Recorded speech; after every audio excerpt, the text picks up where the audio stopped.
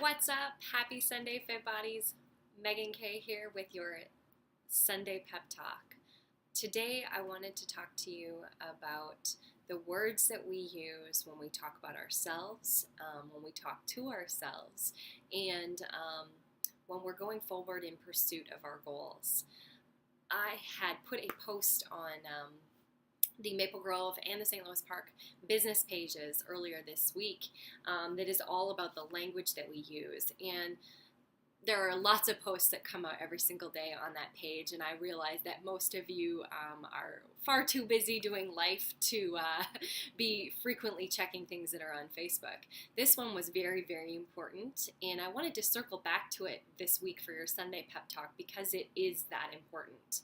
So the post, the image that I'm going to share below this video, was all about chances of success. And it used words and then it put kind of an estimation or a percentage of likelihood of you succeeding if you use these words to describe what it is that you're doing or going to do.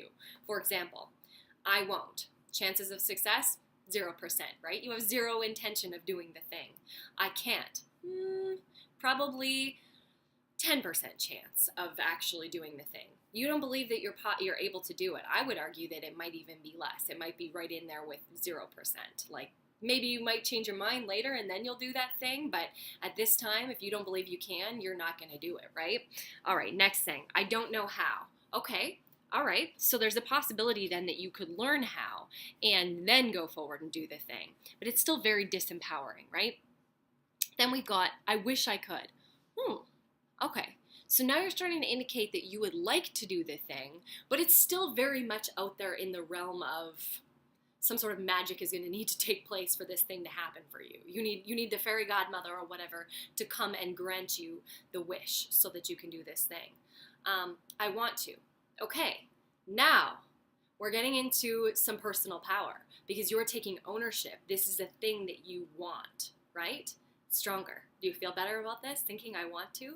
I know I do. I feel like I can do this thing now. I think I might. Okay. So now I'm acknowledging that I can do the thing, and I'm telling you that I'm thinking that I might do it. So it's still possible. Now this is where we get to the 50% chance of it. All right? So think about that. All of this up to this is very disempowering. It's very much an acknowledgement that it's probably this thing, whatever it is not going to happen for you. Okay? Now, I might, we go up to 60%. I think I can, up to 70%. I can. Okay, great. Now we're getting stronger. We're way more likely to do the thing when we believe that we can do the thing. I am. Now here, if you've ever written goals with me, and it's been in the last 6 to 8 months, when we write them in the present as though you are doing them right now, that's when we really have a position of strength because it is happening right now. You are not just thinking about doing the thing, you are doing it. You are in the process of doing it. And then, of course, the most successful and the strongest position is I did, right? And because we want to be precise with our words, we usually reserve I did for when it actually has been done.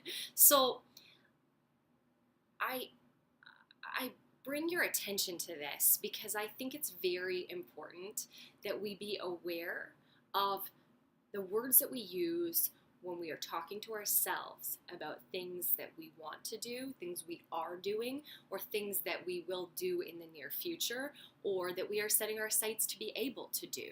I have a lot of clients, right? And I have had in the many years that I've been in this profession. And so what I have found over time is that the biggest limit to whether or not we get something done is whether or not we believe we are capable of that thing, all right? And you've heard me say this before. It is not a question of capability. We are all capable of the thing, right? Because we know that we are scratching the surface of our potential. Many of us are not even using 10% of our brain's capacity or our physical capacity. So we know that, we just take capability out of it completely. It comes down to whether or not we believe we are capable. This may be a lot. You may need to ruminate on this, think about this, ponder it a bit. I say this though, and I say this as we head into this last tiny little bit of this year, because I realize that many people set goals for the year. Hopefully you don't call them New Year's resolutions, but if you do, that's fine too. But truly, whenever we are setting new goals, whether it be for the new month, regardless if it's January or March or whatever, or if we're setting goals for the entire year, or just for the week, or for even the day, whether or not you achieve that goal is going to be tied directly to how you believe, how you perceive yourself, and what you believe is possible for yourself. So I present these words as a challenge to you to start to think about how you talk about yourself, how you talk about what it is that you would like to do, and how you talk to yourself about these things. I know that many of us have a nasty inner voice who can be a bit mean and cruel at times, who can raise flags of doubt, raise flags of criticism, bring up a lot of other horse poop that is absolutely useless. Just remember, though, we are more than capable. And so whatever we can do to start to shift the way we see the situation and way we see our own ability to conquer all of the feats in front of us, that's going to be what's going to take us forward. So consider those things this weekend. Please, if you will, if you're willing, commit to speaking about your goals in the present as you are doing them right now, because we're all more than capable, and I want you to know that we believe in you, and we're here for you. We're ready to help you anytime you need it. Have a wonderful rest of your week, Fit Bodies. It's going to be an incredible one. See you soon.